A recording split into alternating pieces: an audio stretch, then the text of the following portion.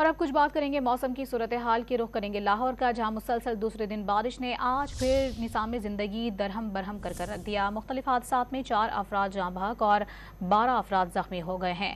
لیسکو کے فیڈر سٹرپ ہونے سے کئی علاقے بجلی سے محروم بھی ہیں۔ لاہور میں بارش نے دوسرے روز بھی تباہی مچائے رکھی۔ چنگی امر سدو اور مزنگ میں چھتیں گرنے سمیت مختلف حادثات میں متعدد افراد جان کی بازی ہار گئے۔ جنرل اسپتال کے مختلف وارڈز بھی پانی سے بھر گئے۔ خراب موسم کی وجہ سے لیسکو کے 100 سے زائد فیڈر ٹرپ ہونے سے بجلی کی ترسیل تعطل کا شکار رہی۔ لاہور میں بارش کے باعث نشیبی علاقے زیر آب آ گئے، جس کے باعث مکینوں اور راہگیروں کو مشکلات کا سامنا کرنا پڑا۔